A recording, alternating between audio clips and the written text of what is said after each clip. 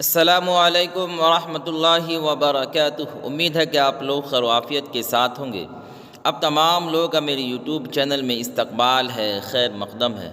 میں محمد وسیم اختر حنفی آج میں پھر سے لے کر حاضر ہوا ہوں کلاس 12 کہکشاں حصہ دوم چیپٹر نمبر 11۔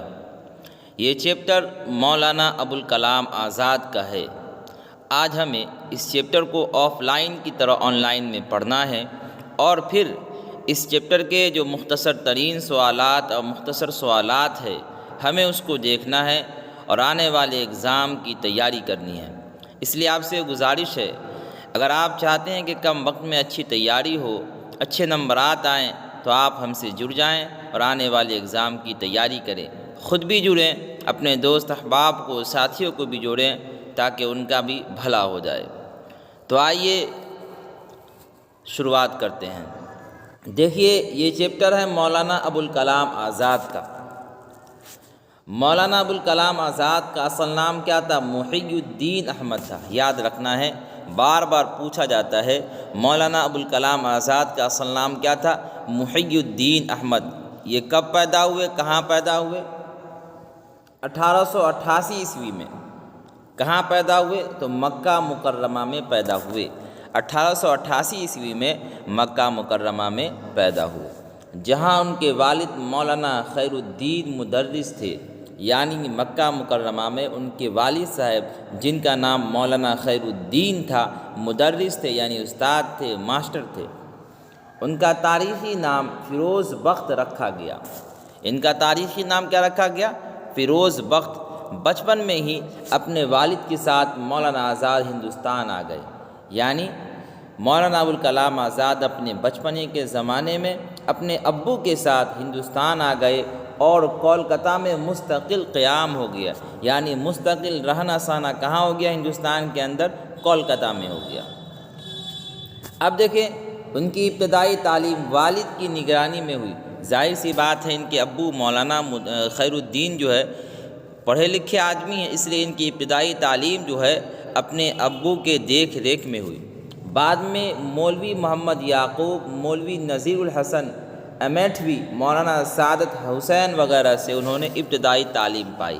ظاہر سی بات ہے، کسی کلاس کو پڑھنے کے لیے یا ابتدائی تعلیم حاصل کرنے کے لیے 2-3-4 استاد کی ضرورت پڑتی ہے، تو اس لیے ان کی ابتدائی تعلیم والد کی نگرانی میں بھی ہوئی، اور ساتھ ساتھ بعد میں مولانا یعقوب، مولانا نذیر الحسن امیٹھوی یعنی امیٹھی، مولانا سعادت حسین وغیرہ سے انہوں نے ابتدائی تعلیم پائی۔ آگے دیکھیں کیا ہے۔ آگے ہے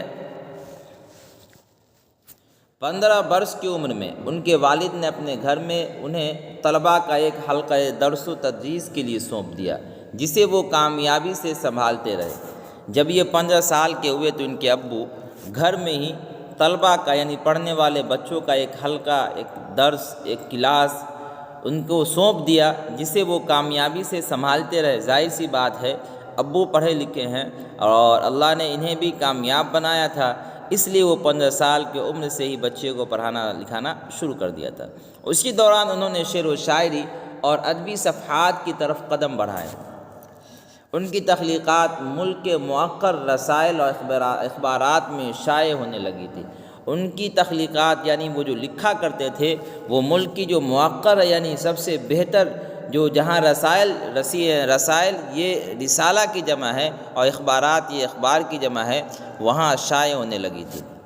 1903 عیسوی میں محض 15 برس کی عمر میں انہوں نے اپنی ادارت میں لسان الصدق جیسا رسالہ بھی شائع کر دیا، یعنی چھاپ دیا۔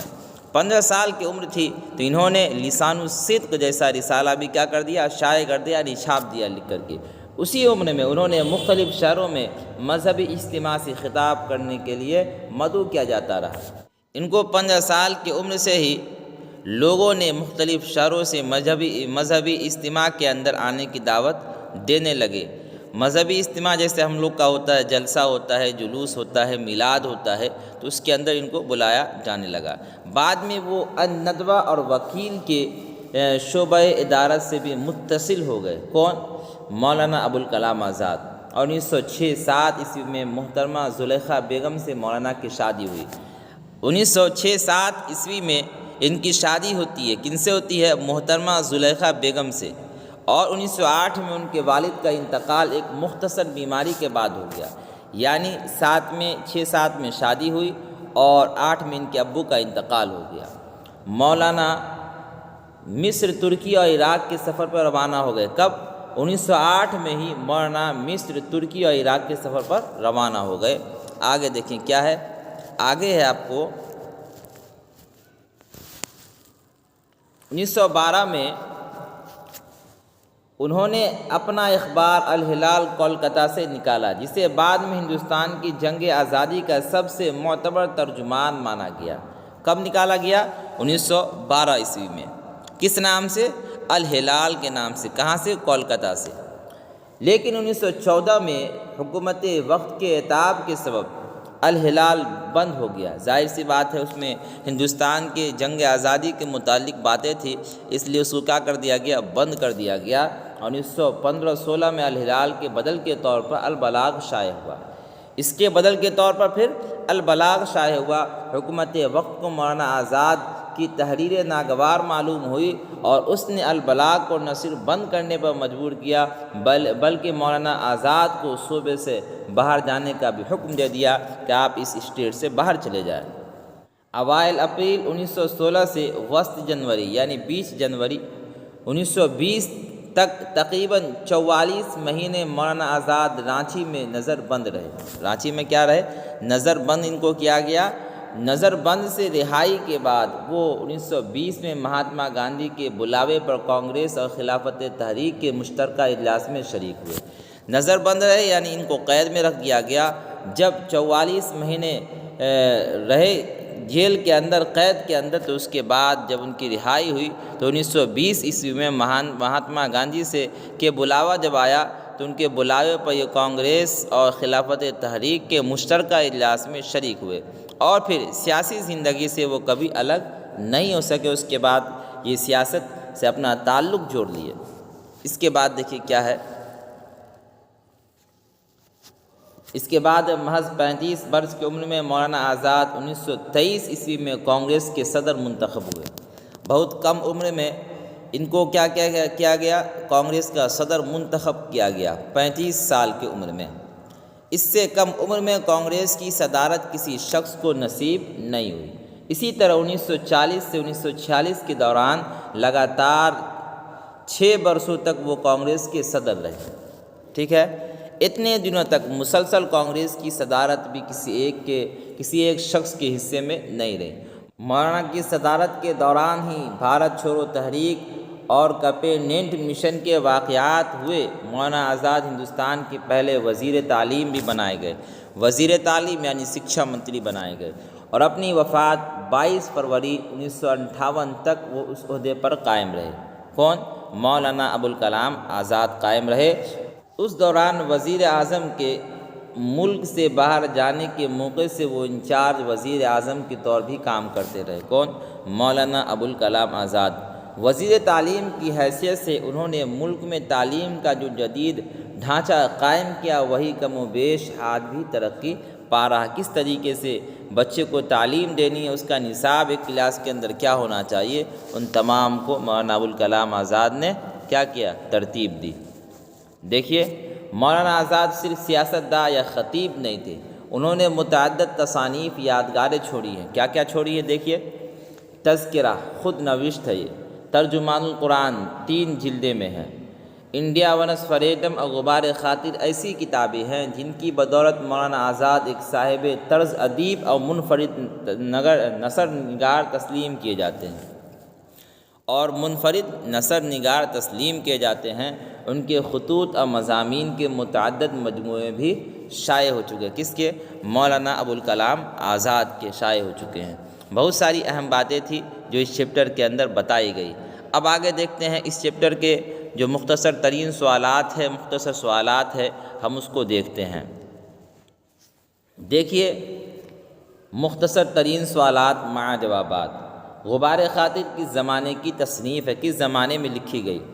تو غبار خاطر بھارت چھوڑو تحریک 1942 عیسوی کے زمانے کی ہے۔ ٹھیک ہے، غبار خاطر میں کتنے خطوط ہے؟ غبار خاطر میں کتنے خطوط ہیں؟ دیکھیے اس کا جواب کیا ہے، اس کا جواب ہے کل 24 خطوط ہے۔ اگر سوال یہ رہے غبار خاطر کے کل کتنے خطوط ہیں تب لکھنا آپ کو 24، اور اگر یہ ہو غبار خاطر کے میں کتنے خطوط ہیں تو صرف 3 لکھنا ہے، اس لیے کہ انہوں نے تو اپنے دوست کو بہت سارے خطوط لکھے جو 24 کی تعداد ملتی ہے، لیکن یہ تمام کے تمام خطوط ان تک پہنچ نہیں سکے۔ ٹھیک ہے، تو اس غبار خاطر کے اندر صرف 3 ہی خطوط ہے، تو آپ کو 3 ہی آپشن دینا ہے۔ صدیق مکرم کون ہے؟ صدیق مکرم حبیب الرحمن خان شیروانی ہے۔ غبار خاطر کے خطوط کس جیل میں لکھے گئے؟ یہ سوال ہے جو اہم سوال ہے، غبار خاطر کے خطوط جو لکھے گئے یہ کس جیل میں لکھے گئے؟ تو قلعہ احمد نگر کے جیل میں لکھے گئے۔ آگے دیکھیں سوال نمبر 5 کیا ہے؟ سوال نمبر 5 ہے مولانا آزاد کی 3 کتابوں کے نام بتائیے۔ دیکھیے غبار خاطر، انڈیا ونس فنیڈم، ترجمان القرآن، یہ 3 کتابیں ہیں جو یاد رکھنا ہے۔ مولانا آزاد کس ملک میں پیدا ہوئے؟ تو مولانا آزاد مکہ مکرمہ میں پیدا ہوئے۔ سعودی عرب کا ہو تو آپشن وہ لگا دینا ہے، لیکن اگر مکہ معظمہ کا ہو یا مکہ مکرمہ لکھا ہو تو آپ کو آپشن وہ لگا دینا ہے۔ مولانا آزاد کا سال وفات کیا ہے؟ مولانا آزاد کا سال وفات یعنی ان کا انتقال 1958 عیسوی میں ہوا، یاد رکھنا ہے۔ اس کے بعد دیکھیں کیا ہے، اس کے بعد ہے مولانا آزاد پہلی بار کس عمر میں کانگریس کے صدر منتخب ہوئے؟ صدر ہوئے تو 35 سال کی عمر میں ان کو صدر منتخب کیا گیا یعنی چنا گیا۔ مولانا آزاد کی 3 اخبارات کے نام بتائیے۔ لسان الصدق، البلاغ، الہلال۔ ٹھیک ہے، لسان الصدق سب سے پہلے، اس کے بعد البلاغ، پھر اس کے بعد الہلال۔ ٹھیک ہے، یہ 3 کا 3 ہے جو ان کا یاد رکھنا ہے۔ چلیے اس کے بعد دیکھتے ہیں مولانا آزاد کون سی چائے پیتے تھے؟ وہ چین کی چائے پیتے تھے۔ کون سی چائے پیتے تھے؟ وہ چین کی چائے پیتے تھے۔ مختصر سوالات مع جوابات۔ مولانا آزاد کی نثر نگاری کی خصوصیت بیان کیجیے۔ مولانا ابوالکلام آزاد جو ہیں ان کی نثر نگاری کی جو خصوصیت ہے اس کو بیان کرنا ہے۔ مولانا آزاد صرف سیاست داں یا خطیب نہیں تھے۔ سیاست داں یعنی صرف ان کا نیتا گری سے تعلق نہیں تھا، یا صرف یہ خطیب نہیں تھے، صرف تقریر نہیں کرتے تھے، بلکہ انہوں نے متعدد تصانیف یادگار چھوڑی، یعنی بہت ساری کتابوں کو انہوں نے لکھا ہے۔ ترجمان القرآن اور غبار خاطر ان کی ایسی نثری تصنیفات ہے جن کی بنیاد پر مولانا آزاد ایک صاحب طرز نثر نگار تسلیم کیے جاتے ہیں یعنی مانے جاتے ہیں۔ ان کے خطوط اور مضامین کے متعدد مجموعے بھی شائع ہو چکے ہیں یعنی چھپ چکے ہیں، جو ان کی نثر نگاری کے بہترین نمونے ہیں۔ ان کے خطوط کی زبان پر اگر غور کیجئے تو ان کی نثر کی دلکشی اور دل آویزی ہمیں اپنی طرف متوجہ کیے بغیر نہیں رہتی۔ بعض ایسے لوگ ہوتے ہیں اردو ادیب کے اندر جن کا لکھنے کا جو طریقہ ہوتا ہے وہ نہایت بہتر ہوا کرتا ہے۔ آدمی جب ان کے لکھاوٹ کو دیکھتا ہے، پڑھتا ہے، ان کی لکھی ہوئی چیزوں کو دیکھتا ہے تو ان کی طرف متاثر ہو جاتا ہے۔ ٹھیک اسی طریقے سے جب آپ ان کی نثر کو پڑھیں گے، ان کے خطوط کو پڑھیں گے تو آپ کا جو دل ہے ان کی طرف کیا ہو جائے گا؟ مائل ہو جائے گا۔ الفاظ سادہ ہے جس میں عربی الفاظ و تراکیب سے گریز کی عمدن کوشش کی گئی ہے، یعنی جو الفاظ بھاری ہیں اس کو چھوڑ دیا گیا ہے۔ یہی خوبی مولانا آزاد کی نثری خصوصیات ہے۔ اس کے بعد دیکھیں سوال نمبر 2۔ سوال نمبر 2 کیا ہے؟ سوال نمبر 2 ہے مولانا آزاد کی حیات پر 100 الفاظ میں ایک نوٹ تیار کیجیے۔ 100 الفاظ میں ایک نوٹ تیار کرنا ہے۔ مولانا آزاد کی پیدائش 1888 میں مکہ مکرمہ میں ہوئی، جہاں ان کے والد مولوی خیر الدین مدرس تھے۔ آزاد کا اصل نام محی الدین اور تاریخی نام فیروز بخت ہے، یاد رکھنا ہے۔ وہ بچپن میں ہی اپنے والد کے ساتھ کولکتہ آ گئے۔ ان کا مستقل قیام کولکتہ میں ہی ہو گیا، جہاں ابتدائی تعلیم انہوں نے اپنے والد سے حاصل کی یعنی مولوی خیر الدین سے حاصل کی۔ 15 سال کی عمر میں انہوں نے گھر پر طلباء کی ایک جماعت کو درس دینا شروع کیا یعنی سبق پڑھانا شروع کر دیا۔ پھر صحافت کی طرف قدم بڑھایا اور لسان الصدق وغیرہ نکالا۔ یہ سب کیا تھے؟ اخبارات تھے، رسالہ تھے۔ پھر سیاست کی طرف قدم بڑھایا اور مرکزی مقام حاصل کر لیا یعنی بلندی مقام حاصل کر لیا، اور جو اس وقت کے لوگ تھے ان کے ساتھ انہوں نے اپنا کیا کر لیا؟ تال میل بڑھایا۔ تحریک آزادی میں بار بار جیل بھی گئے۔ ملک کی آزادی کے بعد نہرو کا بھگیہ نامے وزیر تعلیم بنائے گئے۔ جب ان کی سرکار تھی اس میں یہ وزیر تعلیم بنائے گئے۔ وزیر تعلیم رہتے ہوئے کئی انقلابی اقدامات کیے اور عہدہ پر رہتے ہوئے ہی فروری 1958 میں مختصر علالت کے بعد یعنی مختصر بیماری کے بعد داعی اجل کو لبیک کا یعنی ان کا انتقال ہو گیا۔ آپ اتنا ہارڈ لفظ نہ لکھ سکے تو آپ اتنا لکھ سکتے ہیں کہ 1958 عیسوی میں مختصر بیماری کے بعد ان کا انتقال ہو گیا اور جامع مسجد دہلی کے سامنے مدفون ہے یعنی ان کو دفن کر دیا گیا ہے۔ اس کے بعد دیکھیں سوال نمبر 3۔ سوال نمبر 3 ہے مولانا آزاد نے ہندوستانیوں کی چائے کو سیال حلوہ کیوں کہا ہے؟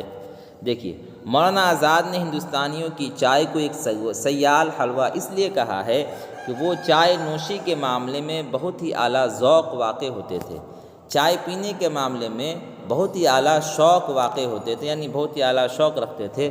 پہلی بات تو یہ ہے کہ وہ چائے میں دودھ نہیں ڈالتے تھے بلکہ سادی چائے پیتے تھے۔ کس طریقے کی چائے پیتے تھے؟ سادی چائے پیتے تھے۔ دوسری بات یہ ہے کہ وہ سادی چائے میں چینی بہت کم ڈالتے تھے۔ پہلی بات یہ ہے کہ دودھ والی چائے نہیں پیتے تھے، دوسری بات یہ کہ چینی بہت کم ڈالتے تھے۔ ہندوستان میں انگریزوں کے ذریعے جب چائے کا رواج ہوا تو اس میں دودھ ڈالنے کی روایت چل پڑی اور چینی کی مقدار بھی بڑھا دی گئی کہ دودھ ڈالا جائے گا چائے کے اندر اور اس کے اندر چینی بھی زیادہ ڈالا جائے گا۔ اور ایک تیسری تبدیلی یہ ہوئی اور رفتہ رفتہ ایک تیسری تبدیلی یہ ہوئی کہ چائے میں دودھ ڈالنے کے بجائے دودھ میں چائے ڈالا جانے لگا۔ کیا بول رہا ہے؟ دیکھیے غور سے، تیسری تبدیلی یہ ہوئی کہ چائے میں دودھ ڈالنے کے بجائے دودھ میں چائے ڈالا جانے لگا۔ نتیجہ یہ نکلا کہ چائے کا اصلی مقصد فوت ہو گیا یعنی ختم ہو گیا۔ اس لیے مولانا آزاد نے ہندوستانیوں کی چائے کو سیال حلوہ کہا ہے، یاد رکھنا ہے۔ اس کے بعد دیکھیں سوال نمبر 4 کیا ہے؟ سوال نمبر 4 ہے آزاد نے اپنے پسندیدہ چائے کی جو خصوصیات بیان کی ہے اسے اختصار کے ساتھ لکھیے یعنی اسے مختصر لکھیے۔ مولانا آزاد نے چائے کے لیے اپنی پسندیدہ خصوصیات جو بیان کی ہے وہ اس طرح ہے کہ چائے پتی خالص چینی چائے ہو، چائے پتی خالص چینی چائے ہو یعنی وہ چائے پتی جس کی پیداوار صرف چین میں ہوتی ہے۔ مولانا آزاد کے مطابق ہندوستان یا لنکا میں جو پیداوار چائے ہوتی ہے یعنی شری لنکا میں وہ دراصل نقلی چائے کی پتی ہے۔ دوسری بات یہ ہے کہ چائے سادہ ہونی چاہیے یعنی اس میں دودھ نہیں ڈالا جانا چاہیے۔ تیسری بات یہ ہے کہ چائے میں شکر برائے نام ڈالا جانا چاہیے یعنی یہ جو چینی ہوتی ہے برائے نام ڈالا جانا چاہیے، بلکہ اگر شکر ڈالا ہی نہ جائے تو زیادہ بہتر ہے۔ یہ کن کا کہنا ہے؟ مولانا ابوالکلام آزاد کا کہنا ہے، یاد رکھنا ہے۔ سوال نمبر 5 ہے آزاد نے جیل کے احاطے کے کسی پرانی قبر کو دیکھنے کے بعد کن کیفیات کا اظہار کیا ہے؟ دیکھیے جیل کے احاطے میں کسی پرانی قبر کو دیکھ کر مولانا آزاد بہت متاثر ہوئے تھے۔ جیل کے گراؤنڈ کے اندر ایک پرانی قبر تھا، اس کو دیکھ کر مولانا ابوالکلام آزاد بہت زیادہ متاثر ہوئے۔ چنانچہ خط میں خود فرماتے ہیں کہ جس جیل میں میں قیدی ہوں اس کے احاطے میں ایک پرانی قبر ہے۔ یہ تو نہیں معلوم کہ یہ کس کی قبر ہے، لیکن سینکڑوں بار اس قبر کو دیکھنے کے بعد فطری طور پر اس قبر والے سے ایک انسیت سی پیدا ہو گئی، ایک محبت سی پیدا ہو گئی۔ اب تو اسے بار بار دیکھنے کو جی چاہتا ہے۔ گزشتہ شام کو جب میں نے اس قبر کو دیکھا تو دیکھتا ہی رہ گیا، اور داخلی کیفیت یہ ہوئی کہ یعنی اندرونی کیفیت یہ ہوئی کہ ایک عرب شاعر متمم بن نویرہ کا وہ عربی شعر یاد آ گیا جو اس نے اپنے بھائی مالک بن نویرہ کی موت پر لکھا تھا۔ ان کے ذہن میں یہ بات پیدا ہو گئی۔ اس کے بعد دیکھیں سوال نمبر 6 جو کہ آخری سوال ہے۔ تیسرے خط کو پڑھتے ہوئے مولانا آزاد کی بیگم کی کیسی شبیہ ابھرتی ہے؟ تیسرے خط کو پڑھنے کے بعد مولانا آزاد کی اہلیہ یعنی ان کی بیوی زلیخا بیگم کی شخصیت کی جو تشبیہ ابھرتی ہے وہ اس طرح ہے کہ زلیخا بیگم ایک وفادار، سمجھدار اور سلجھی ہوئی خاتون تھی یعنی سلجھی ہوئی عورت تھی۔ وہ بیوی کی حیثیت سے مولانا آزاد کو اپنی ذات سے کوئی تکلیف نہیں پہنچانا چاہتی تھی، یہاں تک کہ بستر علالت پر رہتی تھی تو جیل میں مولانا آزاد کو یہی خط لکھتی تھی کہ میں بالکل ٹھیک ہوں۔ آپ اس سے اندازہ لگا لیں کہ بیوی بیمار ہے، اس کے باوجود وہ اگر مولانا ابوالکلام آزاد کو خط لکھ رہی ہے تو وہ یہ کہہ رہے میں بالکل ٹھیک ہوں، تشویش کی کوئی بات نہیں ہے، تشویش کی یعنی تعجب کرنے کی یا آگے پیچھے ہونے کی کوئی بات نہیں ہے۔ وہ مولانا آزاد کی سیاسی مصروفیات پر نظر ضرور رکھتی تھی لیکن اس میں کبھی دخل نہیں دیتی تھی، یہاں تک کہ مولانا کے عقائد و نظریات کو بھی انہوں نے بلا چون و چرا قبول کر لیا تھا، بغیر ہچکچاہٹ کے، بغیر کچھ کہے ہوئے قبول کر لیا تھا۔ آج کے لیے اتنا ہی۔ اگر آپ کو ہماری یہ ویڈیو پسند آتی ہے تو آپ اسے لائک کریں، اور جو لوگ ہمارے چینل پر نئے جڑے ہیں وہ ہمارے چینل کو ضرور سبسکرائب کریں اور اپنے دوستوں تک اس ویڈیو کو زیادہ سے زیادہ شیئر بھی کریں، اور جن لوگوں کو فری میں PDF چاہیے وہ ہمیں ضرور کال کریں، انہیں فری میں PDF بھی دیا جائے گا۔ فقط والسلام۔